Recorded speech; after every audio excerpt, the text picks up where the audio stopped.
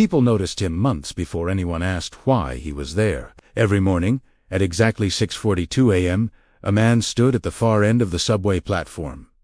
Same spot, same posture. He never crossed the yellow line. He never checked the arrival board. He never even glanced at his phone. At first, commuters created their own stories. For him, he was waiting for someone special. A daily reunion, just out of sight. Or maybe he was just chronically late for work, or ridiculously early. But the theory that made the most sense fell apart quickly, because he never, ever boarded a train. Week after week, the pattern held. He would arrive before the first big rush of the morning, that wave of hurried footsteps and rustling newspapers, and he'd be gone before the platform filled to its bursting point. It was strange no one could ever recall actually seeing him arrive or leave. It was as if he materialized out of the morning mist and then dissolved back into it. One moment, he was there, a solid, unmoving figure against the backdrop of graffiti and worn tiles. The next, he was just gone. The station staff noticed him too. Of course, it's their job to notice things that are out of place. One employee, a man who had worked the early shift for over a decade, remembered watching him during an entire 4-hour shift. 4 hours. The man never moved. Think about that. No pacing back and forth like an expectant father. No stretching his legs or shifting his weight. He showed absolutely no signs of impatience or boredom. He was just standing, like a statue placed there by an unseen artist. Curiosity finally got the better of the station employee. He approached the man cautiously, keeping a respectful distance. "Excuse me, sir," he said, his voice echoing slightly in the cavernous space. "Do you need any help?" The man didn't respond. He didn't even look over. His gaze remained fixed on the tracks ahead, as if the employee's voice was just another sound in the symphony of the subway, a distant rumble, a squeal of brakes, a voice that didn't register. The employee waited a few seconds, feeling a bit awkward. He repeated the question, a little louder this time. "Sir, everything okay?" Nothing. It was like talking to a brick wall. The employee, not wanting to escalate the situation or cause a scene, eventually just walked away, shaking his head. He had his duties. After all, the trains wouldn't wait. The next day, he was there again. 6:42 a.m. Same spot, same posture. It was as if the interaction from the day before had never happened. It hadn't left a ripple on the surface of his stillness. After a few more weeks, something shifted. The pointing stopped. The whispered conversations among commuters died down. The man on the platform was no longer a mystery to be solved, but a landmark. He became part of the station's architecture, as permanent and expected as the peeling paint and the flickering fluorescent lights. You expected to see him there, but you never really thought about him. He was the background noise of 1,000 daily commutes. But for a few, the question lingered. It would pop up at random moments while stirring sugar into their coffee, or staring out a window at work. Why was he there? What was he waiting for?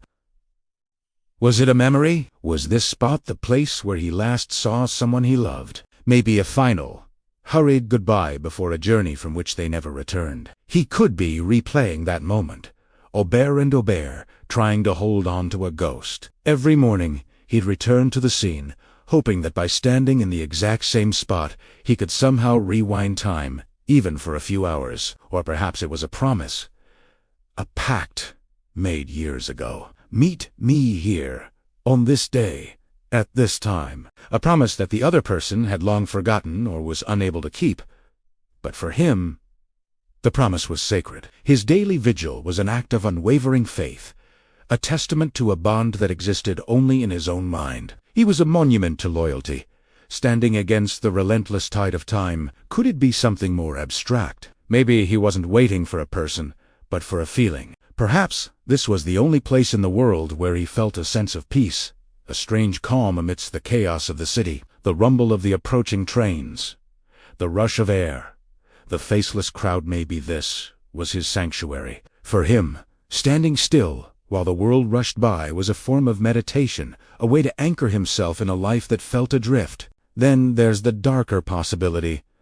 Was he a ghost? A specter caught in a loop, condemned to relive a moment of tragedy. Maybe his story didn't end with the journey started, but with one that was cut short, right here on this platform. It's a chilling thought, but in the half-light of the early morning, with the station still mostly empty, it didn't seem so far-fetched. The station had its share of stories, of accidents, and near-miss. Was he just the latest chapter in its haunted history? One morning, the inevitable happened. He wasn't there. At 6:42 a.m., his spot at the end of the platform was empty. At 6:45, still empty. The first few commuters who noticed felt a strange pang of something. It wasn't quite worry, but it wasn't relief either. It was a disruption. The familiar landscape of their morning had been altered. The station employee from before walked to the end of the platform and stared at the vacant spot. He found himself looking for any sign, any clue that the man had ever been there at all. A scuff mark on the concrete, a dropped ticket, anything. But there was nothing. It was just an empty piece of platform, same as any other. Days turned into weeks, and the man never returned. His absence became a new kind of presence. People who had long ago stopped noticing him now found themselves glancing towards his spot every morning, a force of habit they didn't know they had. His emptiness was louder than his stillness had ever been. New commuters, who had never seen him, now occupied that space, oblivious to the invisible memoria they were standing on. The story of the man on the platform began to fade, passed around by a few old-timers as a piece of station folklore. You remember that guy who used to just stand here? And so, the mystery was never solved. He was a question mark that hung in the air for a season, and then simply evaporated. Was his vigil finally over? Did the person he was waiting for finally arrive? Or did he simply choose a new place, a new time, to continue his silent watch? We'll never know. He was a puzzle with a missing piece, a story without an ending. He just became another one of the city's countless untold tales, a whisper in the roar of the subway, a reminder that sometimes the biggest mysteries aren't the ones we solve, but the ones we learn to live with every single day. Thanks for watching. If you're fascinated by the hidden stories all around us, make sure to subscribe and join our community. We've got so many more to explore together. See you in the next one. Every weekday morning, at precisely 6:42 a.m., a man would appear on the northbound platform of the city's busiest subway station. He was unremarkable in every way, medium height, medium build, dressed in a simple, dark overcoat, regardless of the season. He would stand in the exact same spot, about 10 feet from the platform edge, facing the tracks. He held no phone, no book, no briefcase. His hands were clasped loosely behind his back, and his gaze was fixed on the dark tunnel from which the trains would emerge. For the first few days, no one paid him any mind. He was just another face in the endless river of commuters, another anonymous soul lost in the morning rush. But as days turned into weeks, his stillness began to stand out against the backdrop of constant motion. People hurrying to work, sipping coffee, checking their phones. They all moved. They all fidgeted. He was a statue amidst the chaos, a fixed point in a swirling universe of transit. By the second month, a subtle awareness had settled over the regular commuters. They began to notice his unwavering presence. Whispers started to ripple through the morning crowd. Who was he? Was he waiting for someone? Was he part of some performance art piece? Theories ranged from the mundane to the bizarre. Some thought he was a plainclothes officer.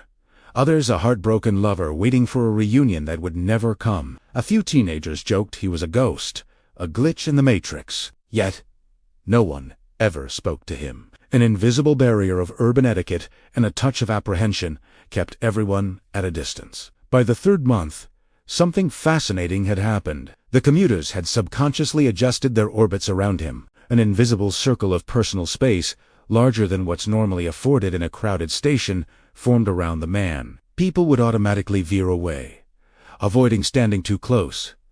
It wasn't out of fear, not anymore. It was habit. The bench directly behind his spot remained perpetually empty, even when the rest of the platform was packed shoulder to shoulder. Newcomers, swept along by the human current, would find themselves standing further down the platform without ever consciously knowing why. He had become a part of the platform's geography, as permanent and unmovable as the concrete pillars and the faded advertisements. This silent routine continued for almost a year, until one night, a new security guard, a young man named Carlos, was doing his late inspection of the deserted station. The last train had departed hours ago. The platform was silent, bathed in the sterile, fluorescent glow of the overhead lights, and there, in his usual spot, was the man. Carlos felt a chill run down his spine.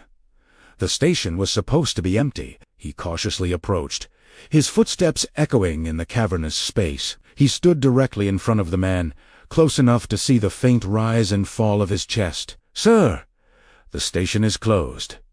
The man did not react. His eyes remained fixed on the black void of the tunnel.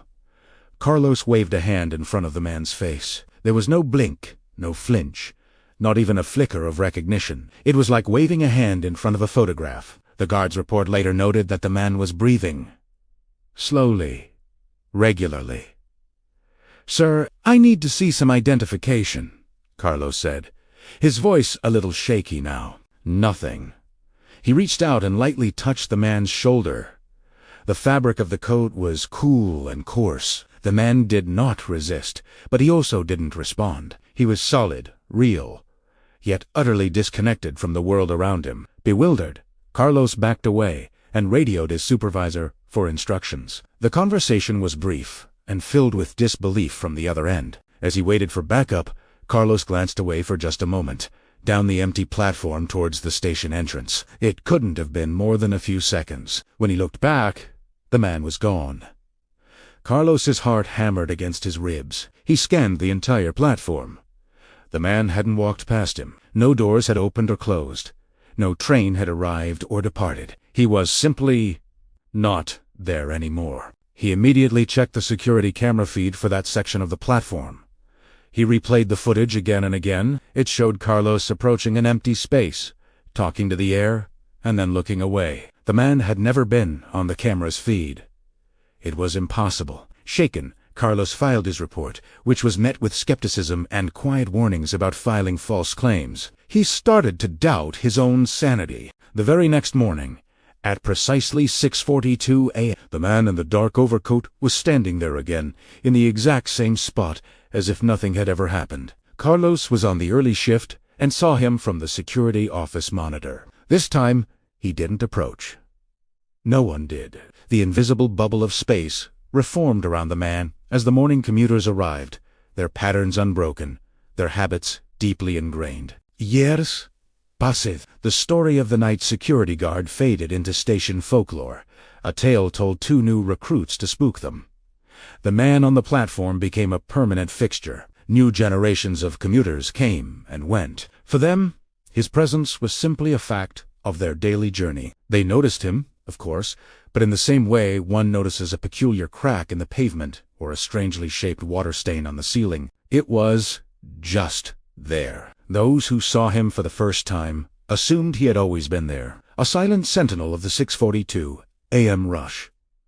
The whispers and theories eventually died down, replaced by a quiet, collective acceptance. He was no longer a mystery to be solved, but a landmark to navigate by. Meet you 2 pillars down from the waiting man, people might say into their phones. He had become a point of reference, a constant in a city defined by change. One day, on a local online forum, a simple question was posted by a university student new to the city. "Hey, weird question, but does anyone know the story behind that guy who just stands on the northbound platform every morning at the central station? The one in the coat?" The replies trickled in, brief and matter-of-fact. "Oh, him. He's always been there." "Yeah, that's just what he does. Don't worry about it." Another user added, "I think he's waiting for something." A fourth reply summed it all up. "Honestly, I can't remember a time he wasn't there." No one had a real answer. No one remembered when it started, or why. His origin story had been lost to time, erased by the collective amnesia of a busy metropolis. The only thing that remained was the shared, unspoken understanding that every morning, at 6:42 a.m., someone is expected to be standing in that exact spot. And perhaps the strangest thing of all is this. If one day he wasn't there, every single person on that platform would notice. They would feel a subtle shift, a void in their morning routine. A quiet, inexplicable sense of unease would ripple through the crowd, and they wouldn't even know why. They would just know that something, or someone, was missing. Thanks for watching. If you enjoy stories that explore the strange and unexplained, make sure to subscribe and hit that notification bell so you don't miss our next video. We'll see you in the next one.